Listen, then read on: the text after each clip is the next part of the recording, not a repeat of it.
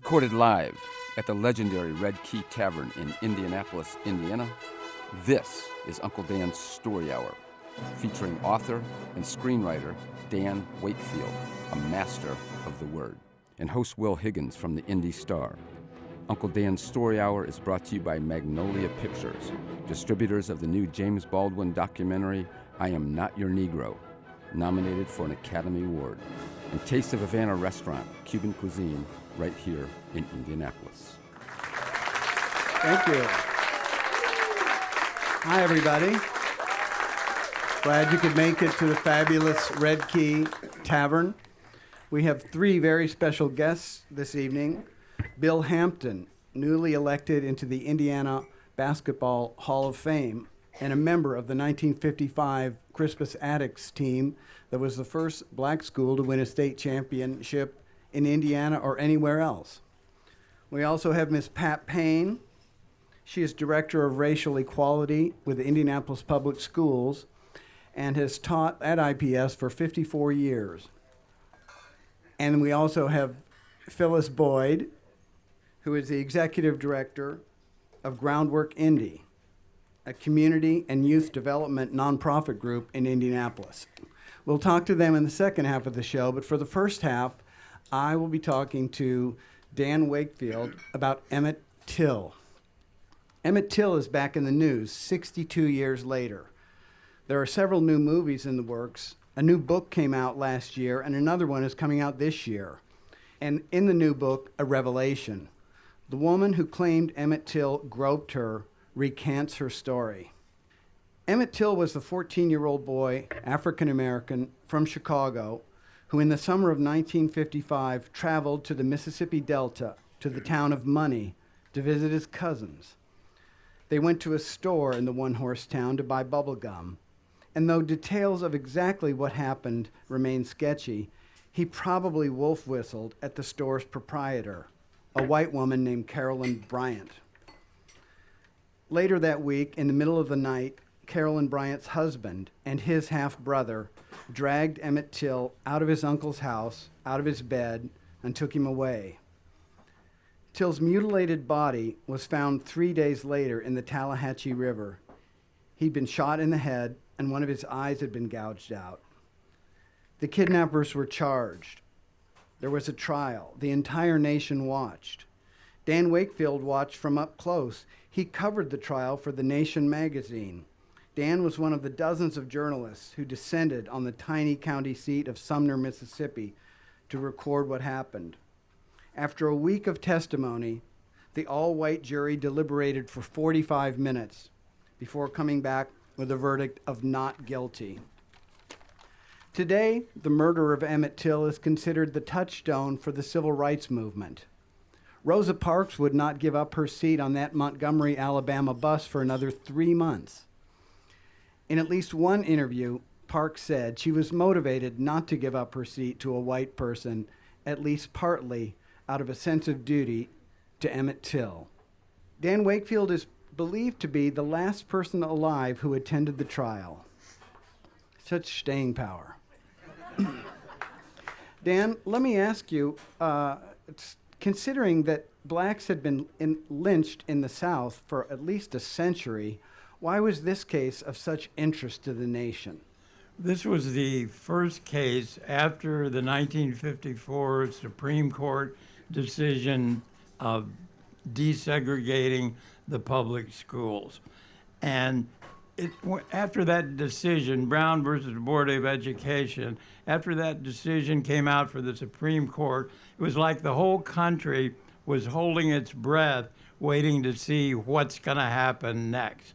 Everybody knew or sensed there would be some form of racial conflict or violence, and the Emmett Till trial suddenly hit, and that became the floodgates of everything that happened, became the beginning of the civil rights movement, became the beginning of the national awareness of what had been going on in the South for all those years, and people accepting it, thinking it was just fine. And I think it's come back in the news now, because of the last few years of police shootings of black men, including young teenage black boys. And I really think that's brought Emmett Till's trial back into the news. Oh, yeah, we remember that. That's what began all this, or that's what first made people aware of all this.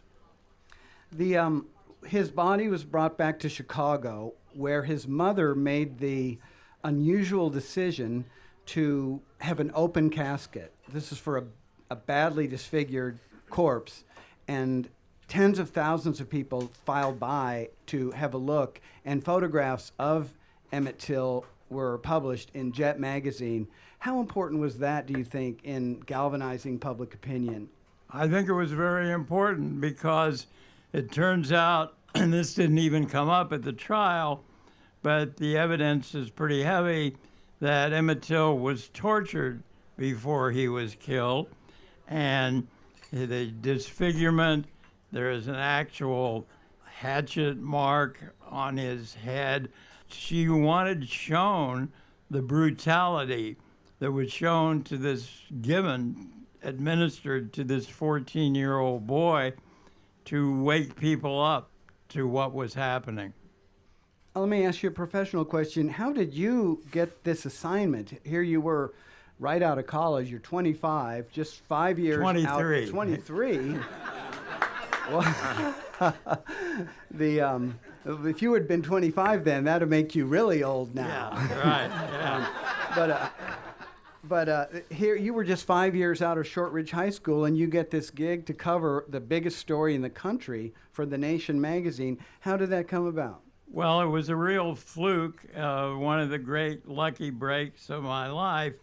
I had come to be friends of Murray Kempton, who was an outstanding columnist for the New York Post, and I had showed him some of my writing, although I'd never been published. And The Nation magazine asked him to write about the Till trial, but he was going there for the New York Post, and he said, I don't want to try to write something for two different publications. So he somehow, I've never known quite what he must have said or what influence he used to con them into getting me to write the story. Now, when I went to The Nation to get my, as it were, payment, I could tell that the managing editor was not at all happy about this arrangement. It hadn't been his decision. But my payment was a round-trip bus ticket from New York City to Sumner, Mississippi. And I got to tell you, that mother came out like an accordion. I mean, it stopped in every little town along the way. I think it took 2 days and nights for me to get there. But that was my pay, and I was happy to do it. I just wanted to get there. In fact, this is either a sad or happy thing. I think my first sentence that I wrote was probably the best sentence I've ever written. And I've written a lot of sentences since. But I can tell you right now, I can still remember that sentence. And the first sentence was, this Delta town is back to its silent, solid life that is based on cotton and the proposition that a whole race of men was created to pick it. The experience of being there was quite unique. I will certainly never forget it. One of the things was that people gathered outside the courthouse, and I wanted to remember what that was like. The crowd itself segregated itself. The Negroes, as that was the term then, gathered in one part, and the white people gathered in another part, and the Negroes gathered around a statue of a Confederate soldier, and it said on the statue, he died for the cause that never failed. From what I've read of the trial, they at least put on a show of justice. I mean, I think it was one of the rare times that a black man, this would have been his uncle, Mose Wright, testified against white men and did quite a good, convincing job of that with that testimony. Did you feel that it was for real when you were during the week of testimony? Well, that was the most dramatic point of the trial when Emmett Till's grandfather, Mose Wright, stood up and without any hesitation or break in his voice pointed to the two men who had come to his house that night and said, "We want the boy from Chicago," and had taken him away. He stood up and pointed at Roy Bryant and J.W. Milam, and he said, "Those were the men. They came to the house. They took the boy away." And a lot of the local white people didn't think he would do that. They didn't think Mose Wright would have the courage to stand up and do that. And it was really a dramatic point in the trial. What was the jury selection like? Did that take a while, or did they just take the first 12 white men that signed? Yeah, that didn't take any time at all. They just pointed to the guys and came up. One thing I wanted to mention, there's an excellent new book.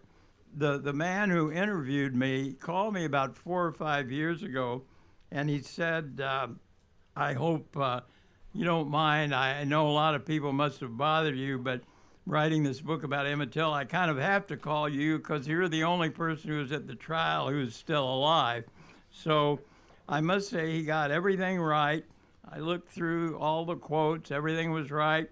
But one thing he interpreted wrong, I had told him that on a break during the trial, Murray Kempton, the reporter from the New York Post, went over to one of the murderers, J.W. Milam, who was the biggest and most threatening looking of the two guys. And it was one of those, almost every day was in the 90s or 100 outside, no air conditioning. Everybody was soaked in sweat. But Kempton went over and just said to Milam, "Hot enough today for you, J.W.?" And Milam said, "Hot enough to make a man feel mean." And in the book, the author reported that, and he said, Milam barked hot enough to make a man feel mean. I said, no, he didn't bark or yell. He sort of oozed it out, which was much more threatening, and he was, it was almost like he was saying, yeah, I'm a mean guy, and yeah, I did it. How did the locals treat you, Dan? You're there for the week. You're staying in a local rooming house, walking around town, interviewing people, I presume. How did they take to you? Well, I was so naive, I actually went up and knocked on people's doors and said, "Hi, I'm from the Nation magazine in New York. What do you think about all this?" And they just politely closed the door. But These are white people you're talking about? Yeah. And but the real experience I had, again, my naivete was so great that I heard that two of the sheriff's deputies were going to another town in Mississippi to interview a man who was a witness who was in jail in a town called Itabena. And so I asked if I could go with them because I thought maybe I could interview this guy who was a black man who was in jail. I think nobody ever knows what happened to that guy. But anyway, these two sheriff deputies said, "Yeah, sure, boy, we'll give you a ride." So I got in the car with them. We drove about 5 miles out of Sumner. They stopped the car, said, "This is where you get out, boy." So I got out, and I had to walk back to Sumner. It was right as the sun was going down. And Murray Kempton said later, "You're lucky all they did was tell you to walk back to the town." But for the first time, I walked back and saw where the black people lived in these tar paper shacks. And as usually the case in cities or even in little towns, black section is separated off so that the white people don't even see it.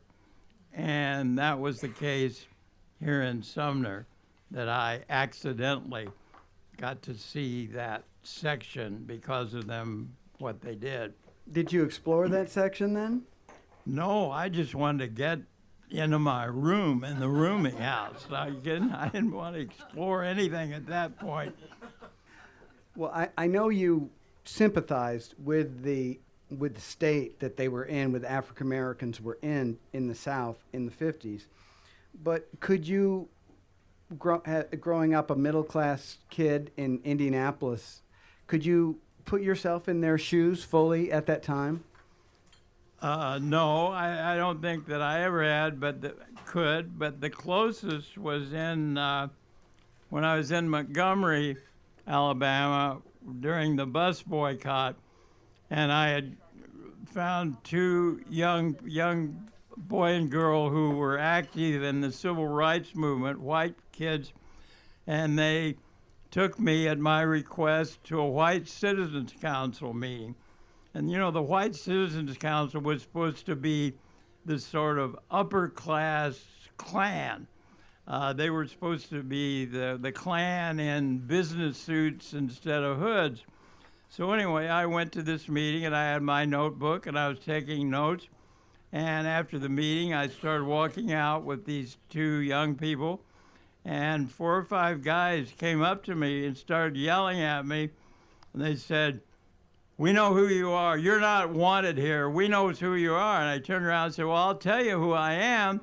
I'm Dan Wakefield." They said, "No, we don't care. We know who you are." And we went out to our car, which with the kids' car was a VW. And the boys sat in the driver's seat and the girl got in back. And so I was getting in the seat next to the driver's seat and shut the door, but the window was open.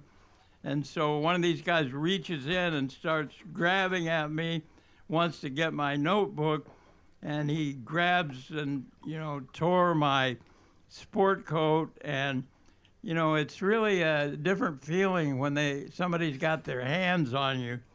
And what occurred to me, what I felt was like, they don't know who I am. They don't want to know who I am.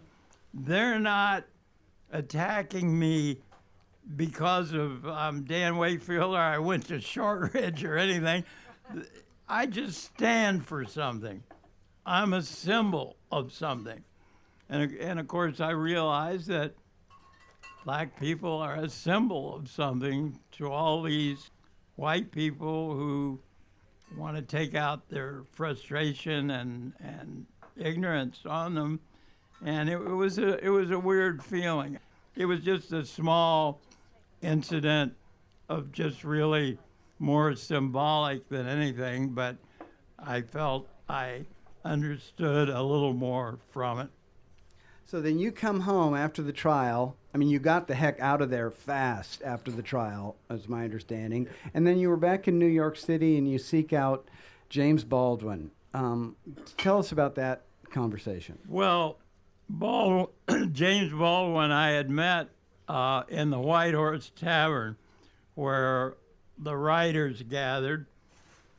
In those days, the bars in New York, in the Village, were segregated not by color but by what you did. If you were a writer, you went to the White Horse. If you were a painter, you went to the Cedar Bar. Nobody ever crossed the lines. The one place everybody went was the 5 Spot, which was the jazz place. And writers, artists, anybody went there. But I met Baldwin and in the White Horse. He had a book out called Notes of a Native Son. And I had read the book, and the book had his face on the cover. And I had loved the book, and the introduction of the book ended with an autobiographical note, and the last sentence was, "I want to be an honest man and a good writer."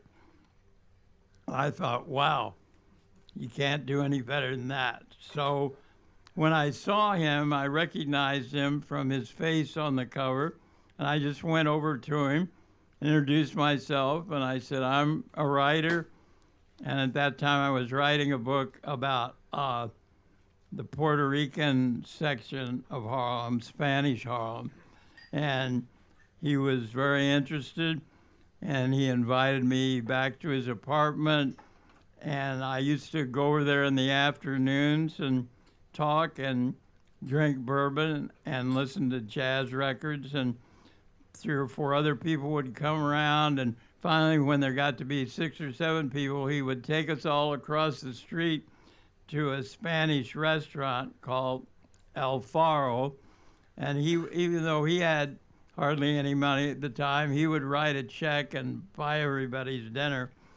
But anyway, when I came back from Mississippi, I was anxious to tell him about it. And so I remember one of the things I said was, "But you know," I said, "Jimmy, the amazing thing was the people in the town didn't think it was strange, or they didn't think it was wrong. The murderers had been set free." And he said, "You mean the white people in the town?" I said, "Oh, yeah. I mean, that was one of my first basic educations."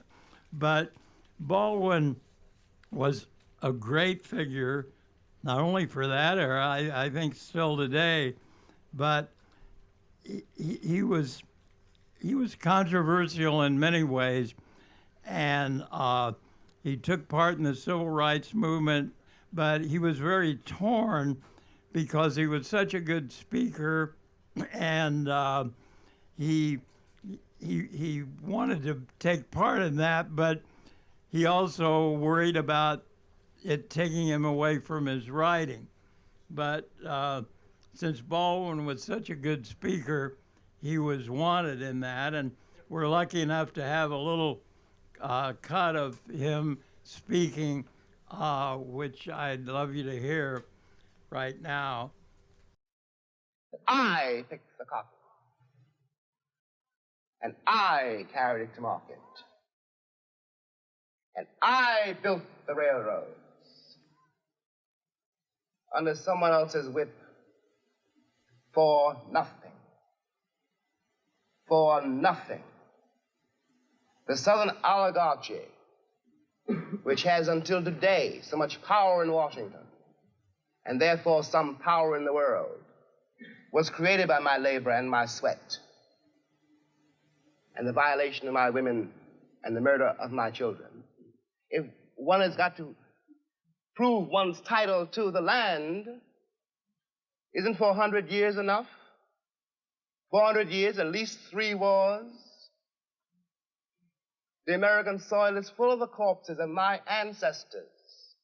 Why is my freedom or my citizenship or my right to live there, how is it conceivably a question now? That's, he was in a debate with William F. Buckley, but that's just kind of a sample of the power of his speaking. And I want to say also, he had a great sense of humor. And one of my favorite of his interviews, he was interviewed on television, very serious guy. He started out saying, "Mr. Baldwin, you were born black, poor, and homosexual.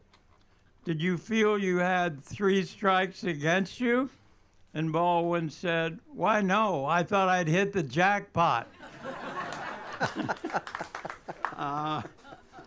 He was really an amazing guy, and in Greenwich Village, of that most liberal of all places, he was beat up one night being in a Irish bar and sitting with a white woman friend. So even in Greenwich Village, blacks were not safe in the 1950s. And as we all know, Miles Davis was beat up standing outside of a jazz club in Midtown. So the North didn't really need to be so morally superior as they felt over the South. I think we've got some musical interlude coming up. You might want to introduce this Charles Mingus song that Sophie's going to play. Yeah, first of all, Sophie Faught, our great saxophone player that we're very lucky to have. She chose a song that was written by Charlie Mingus, the great bass player who had his own group, and I was lucky enough to hear him at the 5 Spot, and he was very serious about his music as art. If he found people talking, he stopped the performance. I remember he sometimes ushered people out of the 5 Spot if they weren't listening. And he composed a song called Fables for Faubus. And Orville Faubus was the governor of Arkansas in the 1950s. And when school desegregation came to Little Rock High School, Faubus made his great stand and called in the Arkansas National Guard to prevent the black children from going to Little Rock High School.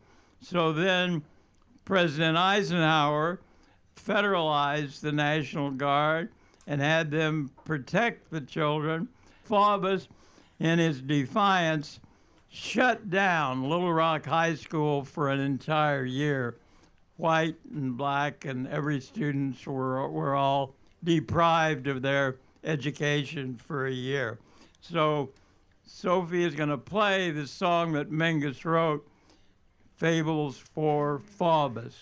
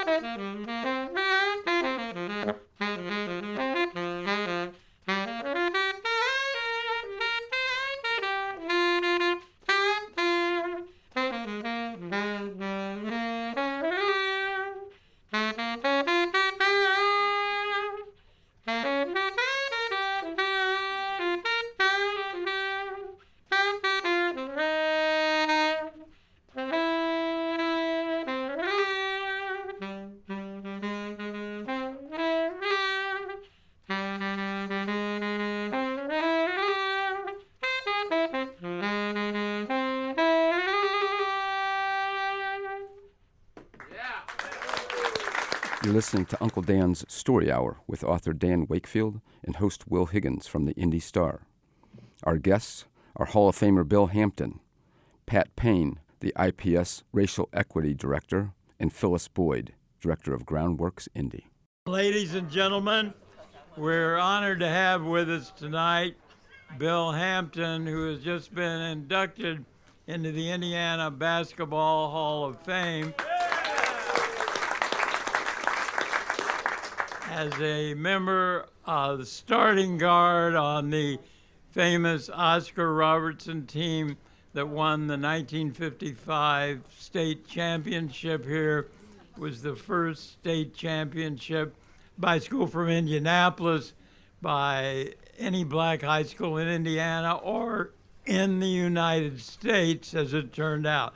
So we want to, in his honor, we're all going to sing the Crazy Song, which was the song that addicts and their fans and then everybody in the city joined in. Once Addicts was ahead by 10 or 15 points, they would sing the Crazy Song. So Sophie is going to lead us on that. Okay, let's go. And Jack is rough. They can beat everybody, but they can't beat us. Hidey, hidey, hidey, hidey, hidey, hidey, hidey, oh. Oh, skip, bump, beat 'em. That's the Crazy Song.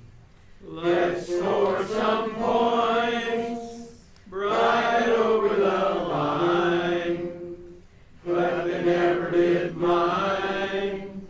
They were so far behind. Hidey, hidey, hidey, hidey, hidey, hidey, hidey, oh. Oh, skip, bump, beat 'em. That's the Crazy Song. That's the Crazy Song.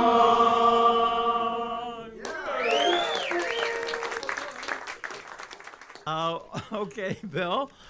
I know that there were many extra dividends from winning the state, and one of them was that your team, for the first time, got to go to a white downtown restaurant. That's correct. We had our state championship dinner celebration, if you will, at Fendrick's downtown. There's one of the exclusive restaurants downtown. They laid out the red carpet for us, and we had quite a meal. And then you got to go to a movie downtown. Yes, that was sort of bittersweet because you have to remember now we're talking about the 50s. And when we went downtown to a movie, you would sit upstairs in a balcony because they didn't want us sitting downstairs. Like you give it and take it back. You get to go to the movie, but you have to sit in the balcony. So as I understand it, you were, after that, happier eating in the restaurants like Barbecue Heaven in your own neighborhood and going to your own movies like at the Madam Walker. Oh, yes, that's where you're most comfortable. I mean, that's just human nature. You go where you want it, and you go outside in your domain, you just felt a little out of place. But when we ate in our own community, it was just more comfortable, and you're surrounded with people that know you and you know them, and that's where your support factor came from. So you always felt better in your own neighborhood. That restaurant, the fancy one that you went to when you won the state, I mean, is that a place that you could not have walked into, or that you would not have walked into? Well, okay, primarily you would not have walked into, well, a combination of both, because we didn't venture downtown very much, because as I said, if you're not wanted someplace, and you know that, a dog can tell you he's not comfortable, he'll just stay away. And so we were not comfortable downtown. We had enough restaurants and things in our own area, and people liked us. When we played basketball, you could go to restaurants and things in our own area, and they wouldn't ask you to pay because they knew who you were, and that was our support group, and they enjoyed having you around. Christmas Addicts was something, the basketball team was something that they could hang their hats on, that they could look up to, and so we would always pretty much stay in our own neighborhood.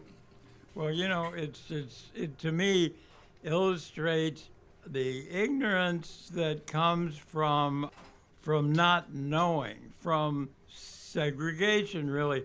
And there was a very good documentary done by WFYI TV called Indy in the 50s. And a lot of different people were interviewed, and, they asked questions, and you didn't know how your question was going to be cut or appear. So the beginning of that thing, I'm the first one shown, and I say, oh, yeah, downtown. We loved to go downtown when I was in high school. That was a big deal. The very next cut is Oscar Robertson saying we were afraid to go downtown. And I was shocked because I had no idea that, because we didn't know. We had no idea because we were really, literally segregated. So I knew all this stuff about the South and Mississippi. I didn't know anything about my own hometown. Of course, I wasn't living here then either. But anyway, the one other thing I think was so fascinating reading about those times was that when addicts went to the little towns and who had never seen a black person before, they had to go to play in these little towns because in the first, before they became champions, the Indianapolis schools didn't want to play them. So Oscar Robertson wrote in his autobiography, he said, sometimes going to those little towns where they'd never seen a black person, said it was like they were regarded us like people from outer space, and they just lined up and stared at us, and it must have been kind of weird. Well, first of all, when you just made up your mind about people, don't know who they are, don't know where they come from, don't know anything about them, that's the epitome of ignorance. You just don't turn around and say, you just don't turn around and say, I don't like you simply because I don't like the color of your skin, I don't like where you came from. To compound that, they hate it because we beat them. And if, but in the heat of all of that, and you build up your emotions and you say, well, I don't like, get out of town, be glad when they're gone. And here I find out 62 years later that they say, well, you guys were really good. You kidding. You've run into players that you played against years ago, and they remember you, and they're nice to you? Oh, I run into a lot of players that I played against years ago, and we became friends. I find that the majority of the people that we have problems with were not the players themselves. It was the people out of the stands. I mean, there were people out of the stands that let me tell you something, they did not want you to win. My thing is, you didn't want us to win, and you didn't want us to see us win, you do one of two things: close your eyes or go home. But the ball players themselves, you were guarding you on the court and standing right next to you and in your face. Were they trash talking, or were they decent people?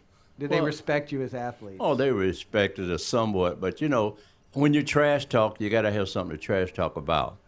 And if you stand up there and you behind and you trash talk, something's wrong with that guy. Yeah.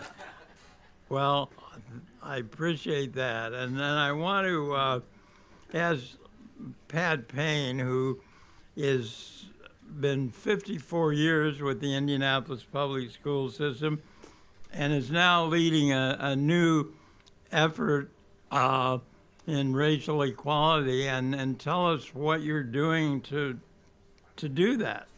First of all, it's not racial equality, it's racial equity. Okay. Those two are very different. It is not just a Pat Payne thing for once. That has usually been what has happened since I've been with the district for so very long. I started out as an elementary teacher, taught second grade for 25 years and then got very sick and tired of using books and curricula that did not reflect the children that I was teaching and certainly didn't prepare them for the society in which they were supposed to thrive and be productive. And so we started a little movement. It doesn't take too much to start a movement. It just takes at least 10 like-minded people, right-minded people also. And so out of that came the Office of Multicultural Education, which the then superintendent, Dr.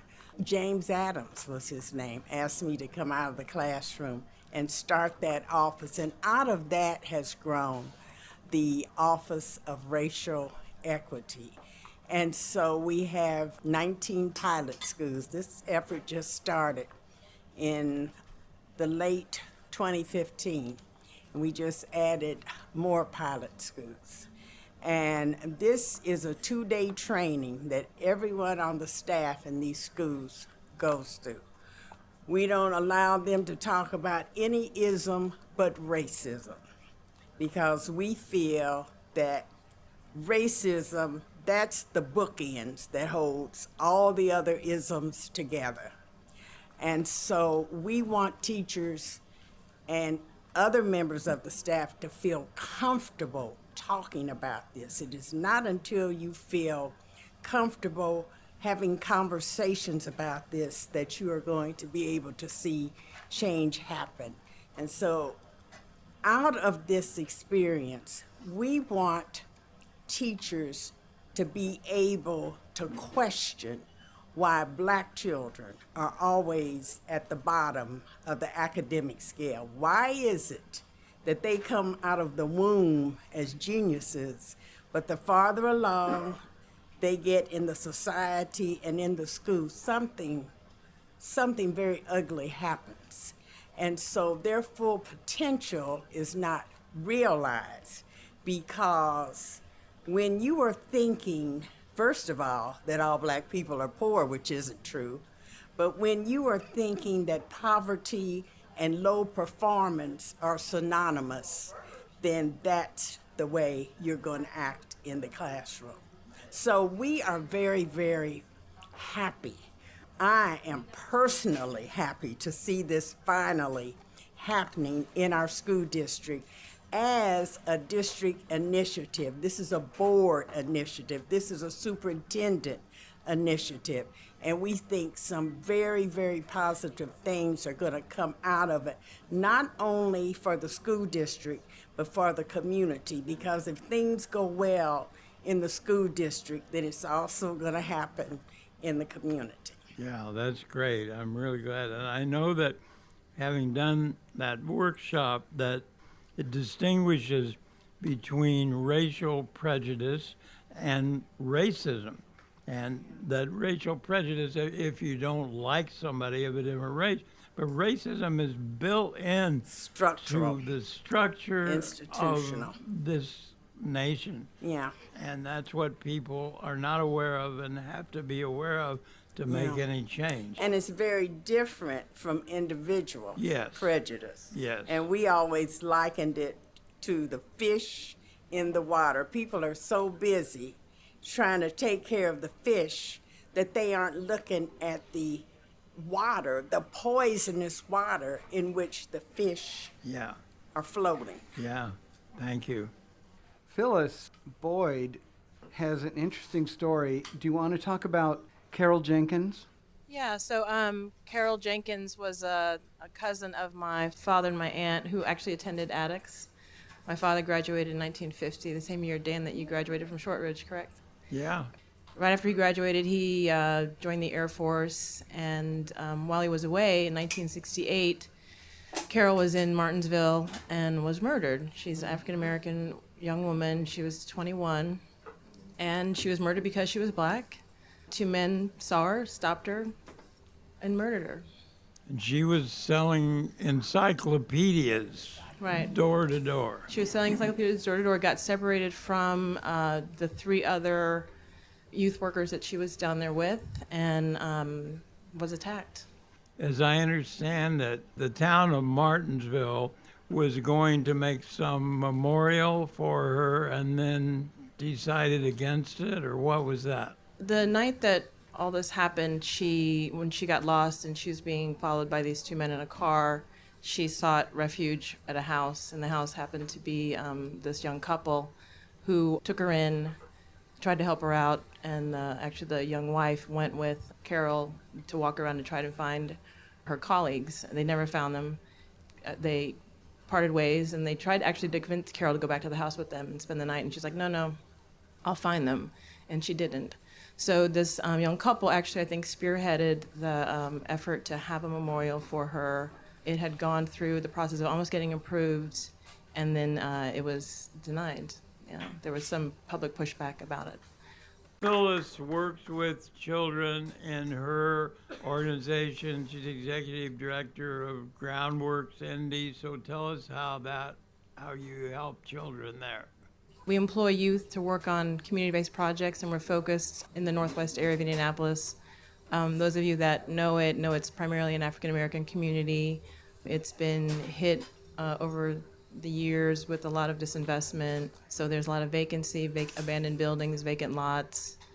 At one time, I don't know, Dan, if you ever went there, but the Riverside Amusement Park was a key feature over there. It's right at the top of Riverside Park. That used to be a hot spot in the city, but it didn't allow black people until about 68 or so, and then once it was forced to integrate, soon after it closed. Most people are familiar with the term white flight, where as African Americans would move into an area, whites would decide that they did not want to live in proximity to them, and so they would move out to the suburbs. And in a lot of cities, urban areas, the investment in the urban core declined, and investments were made for development in the suburbs. And so you have today an area that suffered from redlining, where black people weren't able to get loans for mortgages. The course of the interstate, as in many cities, followed the location of these redlined areas. And so then, to adding insult to injury, you have destruction of homes, gutting of neighborhoods, and then this highway coming through that separates communities even more. So the area that we're focused on working, we do projects where basic things, we clean up trash. There's not a lot of labor or city budget to deal with the amount of trash, and a lot of it's illegal dumping. And it's not people in the neighborhood that are doing it, it's contractors coming in from outside, avoiding the landfill fees, and because there is some vacancy, coming in at night and dumping loads of construction debris and other things.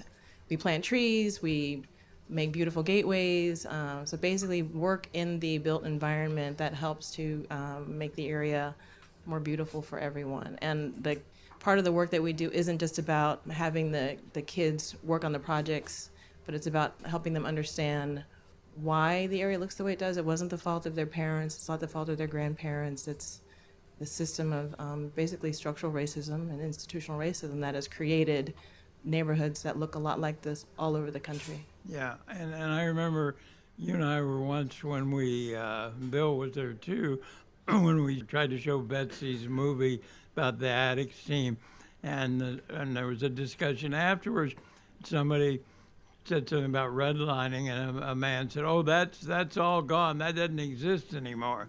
So a lot of white people have decided that's all done, but it's done in a different way now. Yeah, it's done in a different way. We are still a segregated city. I wondered, Pat, is there any black history being taught in Indianapolis public schools? You just asked me that, didn't you? We were just talking Yeah. about that. Not the way it should be taught. And we have given them all of the resources.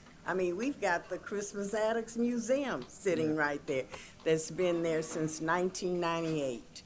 But if you don't have the mindset to teach this history and do it right, if you don't believe it in the first place, then you aren't going to teach it correctly. Yeah. So that's been one of the primary efforts coming out of our office, to to make sure that this information is available so that it can be taught. And that's part of what this racial equity training is doing also. And the other part about this training that we think is very important is that we never have a session without also including people from community organizations, because racism is this insidious strand that runs through all institutions. It is so structural, it is, and it can transform itself at any whim. And so, in fact, we have training for the next 4 days, and there will be representatives from IMPD who will join us in that effort. We have representatives from housing. We have representatives from health, because it's everywhere. I think the city also, when you look at what's happening in the schools, when you think about the potential of students and the kids that I work with, some of them are reading below grade level. Their teachers don't expect a lot of them, but when they come and work with us, we expect a lot. Our expectations are high, and they meet them. So I think there's a loss in our city for really taking advantage of the incredible brain power and the creativity of our kids here. And maybe some people don't know, but 1 in 3 children in our city is born in poverty. That's a horrible statistic, and we need to change that. Well, let me just ask Bill. I've been curious because, Bill, when you were winning the state title in 1955, it was just months later was the Emmett Till thing. Were you aware of that?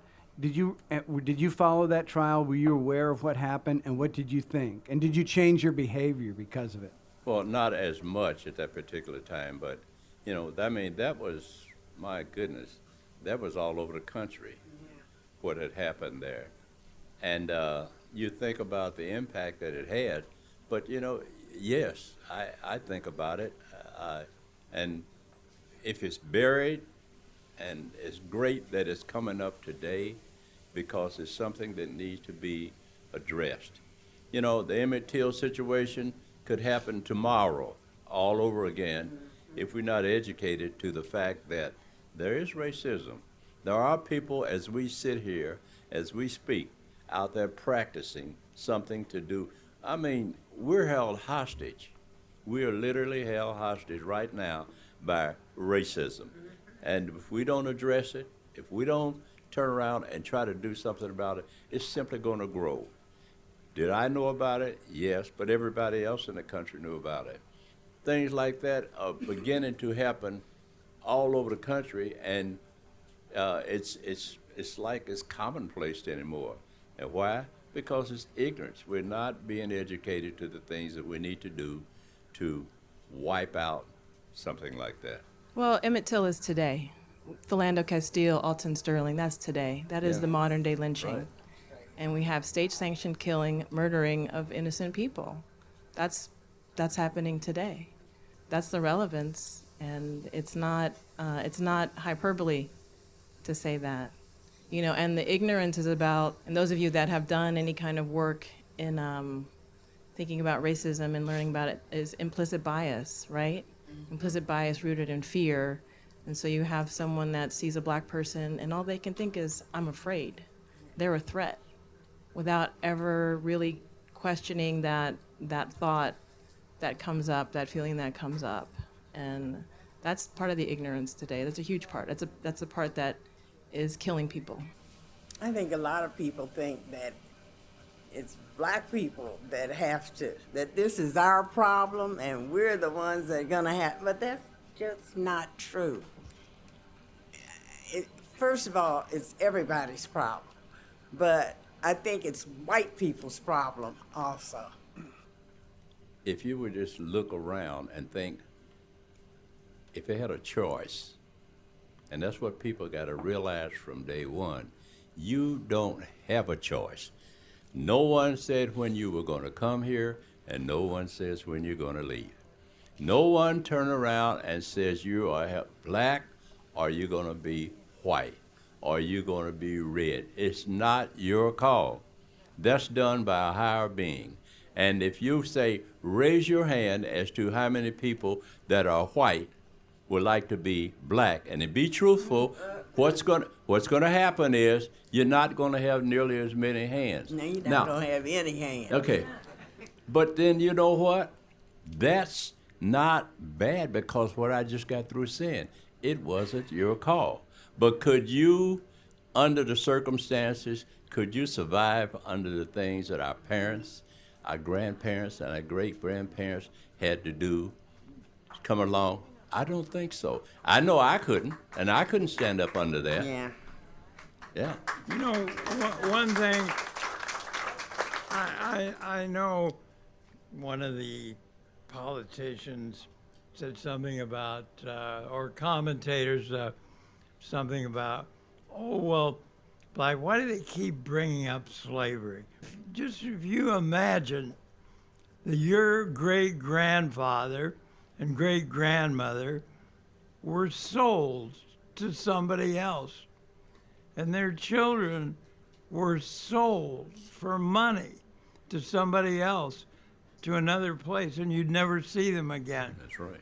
Could you possibly conceive of that, and what that would leave you feeling? It's really almost impossible to grasp, but if you really try to think about that, your own grandfather, your own great-grandfather, that idea, it's almost beyond your imagination. That's It's right. 12 generations, so it's not just great-grandfather, great-great, it's great-great-great-great-great-great-great. How many of you can count back 12 generations?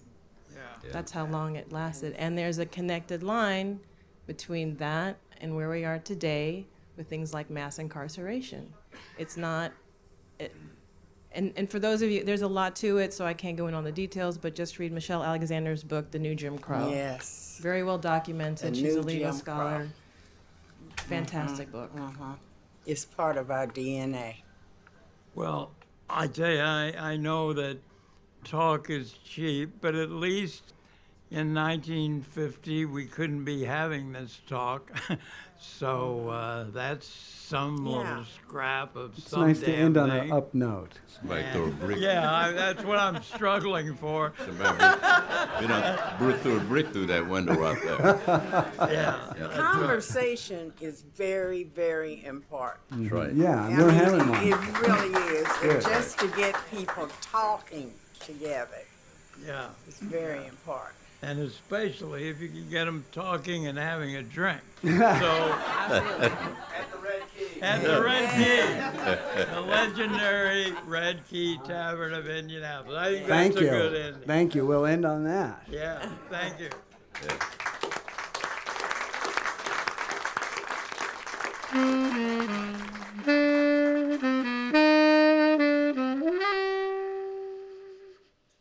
Uncle Dan's Story Hour was recorded live at the legendary Red Key Tavern in Indianapolis, Indiana. For tickets and information on future Story Hour events, visit redkeytavern.com. Uncle Dan's Story Hour was made possible in part by Magnolia Pictures, Taste of Havana Restaurant, and faithful listeners like you. A special thanks to Uncle Dan, author Dan Wakefield. Special thanks to the Neon Sign for guiding the way to the Red Key. Host Will Higgins from the Indy Star. Creative consultant and writer. Special guests Bill Hampton, Pat Payne, and Phyllis Boyd. Co-producers Pat Chastain and Michael Fairwechter. And thanks to Dolly, Jim, and Leslie Settle, Violet Walker, and the great staff at the Red Key Tavern. Our fantastic recording engineer is Steve McQuarrie. Our graphic artist is the talented Sarah Bushman. The WFYI program director is the awesome Roxana Caldwell. Uncle Dan's Story Hour was created by Dan Wakefield and Michael Fairwechter.